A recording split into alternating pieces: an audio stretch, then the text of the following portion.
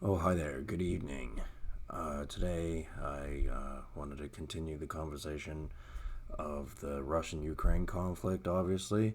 Um, the current topic of this particular subject is the Brittney Griner um, uh, prison sentence. Um, I'll mention it for maybe a few to a couple episodes or something like that. But the thing is, um, I'm not actually that interested in this aspect of the war.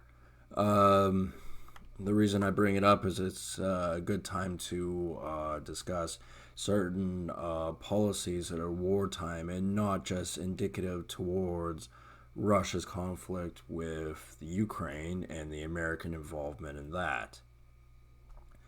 Um, to be perfectly honest with you, my opinion is that Brittney Griner being sentenced to 9.5 years, whatever.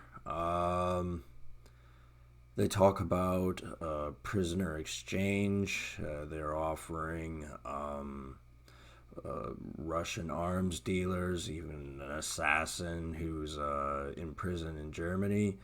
And to be perfectly honest with you, I think that they're not offering prisoner exchanges for Brittney Griner. I think she was the trade.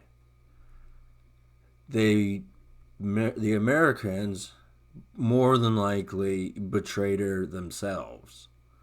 I mean, I've watched enough of the stuff they've got on regular television to tell you this is not that far fetched at all.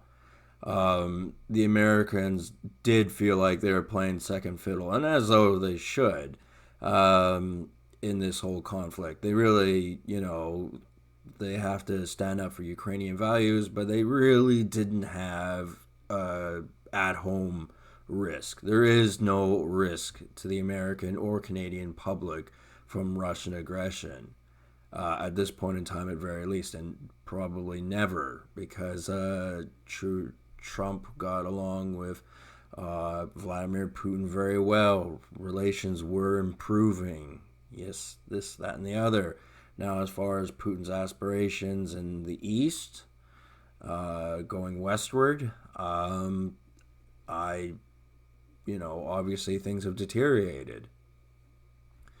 But as I said in my last video, they're not going to destroy or alter uh, American, at very least, policy towards the Ukraine for supposedly one person. If they did, it would just be an example just to set the precedence going forward, and not exactly that one person. It could be anybody, really. Anyway, I just watched a CNN thing. So, yes, CNN, American propaganda number one, and not even the good kind of American propaganda. But anyway, um, they spoke to this gentleman named Trevor Reed, who supposedly spent time in a Russian prison. Take his word for it. He's got actually no proof that he does. He certainly doesn't look like he has. And he said all the usual things that, they were tyrannical, basically, that their structures were medieval, that their food was very of poor quality, all the usual kind of stuff. They even said that diseases still exist that are basically wiped out or extinct, as he put it, in the United States and other Western countries. And it's like he's obviously overlooking certain things. He's overlooking what the prison system's like in the United States. And I can assure you, some of those diseases he might have been thinking of do still exist in the United States prison system. And prison is not supposed to be a pleasant thing. It's supposed to be a horrid thing. And forced labor camps, is that any different than people who scrub driver's license plates for 9 cents an hour in the United States? Is it any different? Like, really? I really don't think she's going to be pounding a giant nail into a rock. Although it is the old cliche. I mean, why don't they put Django music on at the same time while she's there? She looks like an awful lot like Jamie Lee Fox. Um, some sort of hybrid of him, I suppose, if he had his dick cut off or something. Um, yeah, anyway, they keep emphasizing, oh, a very small amount of cannabis oil. And it's just like, if the United States government traded her, and you may go, well, how could they trade her without her knowing? Well, for one thing, she's as dumb as fuck. You can see that by looking at her and hearing her speak. Who knows? She was in a professional sport of the United States, which meant that she had an entourage, if you want to put it, people around her, and which leads me to another question. I find that highly suspect that it was her going to Russia alone, and she didn't have anybody with her, and she was, they're not making NBA dollars, but it's still a national sport. I'm finding that a bit suspect, to say the least. But what I was going to say was that I do believe that she had a group following, friends, associates, things like that, business partners, and things like that, who might have coaxed her into believing that she could get away with that. And, supposing all she had on her was a toothpick, and this is a big supposing all she had on her was a toothpick. If she was traded by the United States government to the Russians to create this little propaganda scheme, then it really doesn't matter. But as a side note, I honestly believe she was carrying a lot more than that. She looks like she has a big ego, and now that she's been, sentenced in 9.5 years, whether she serves that is the interesting question. Whether she serves that to its entirety or not, we'll have to wait and see. But do I believe American or even Canadian or any of that propaganda on the situation? Absolutely not. The legal system is mired in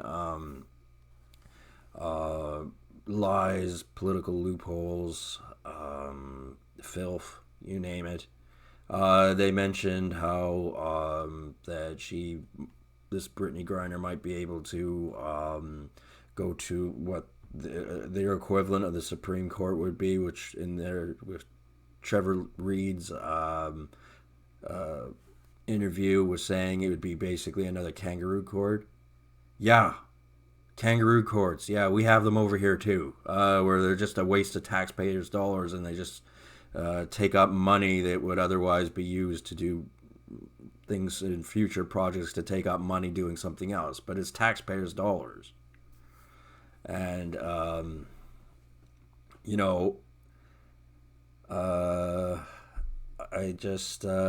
finding this whole thing a bit suspect because they're had to bring this aspect into the Russian-Ukraine conflict. Prisoner transfers.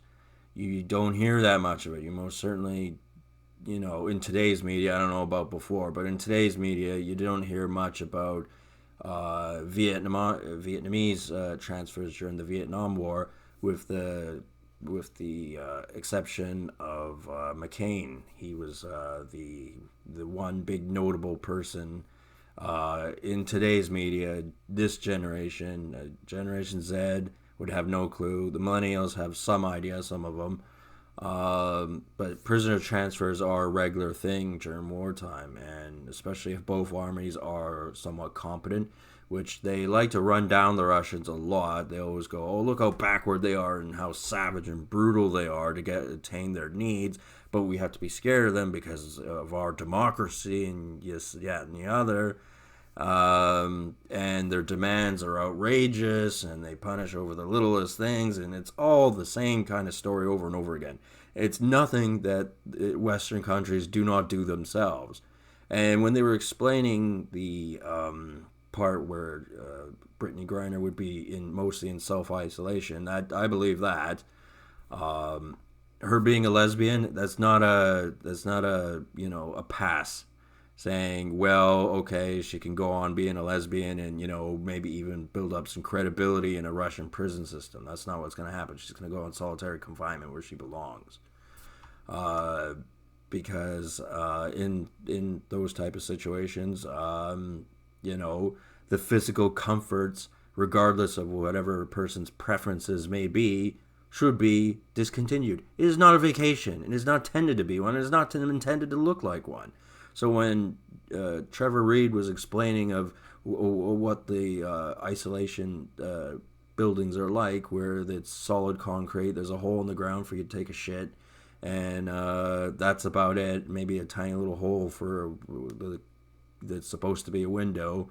That's not far different from what it's like in the West at all. Um,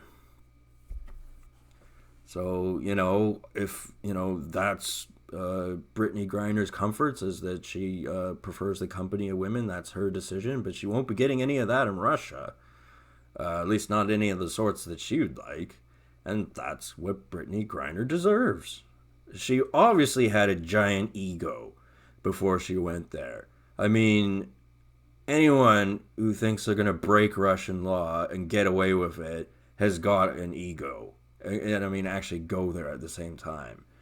Um, and it's like, no. Being a somewhat professional athlete that I've never heard of because I don't watch women's basketball does not constitute as an excuse for you to go to another country and get away with whatever you want.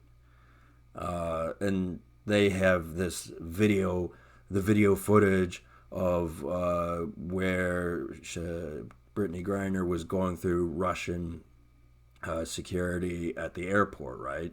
She was detained in February. Now, that's important to know because that's very close to when the conflict was, if afterwards. I didn't know. I could probably look that up, but I haven't done that yet. Except it didn't show anything. That could just be one checkpoint.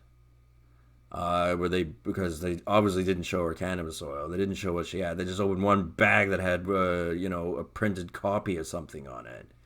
That's not proof of anything. But for most idiots, they go, "Oh, look, that's proof of Russian aggression."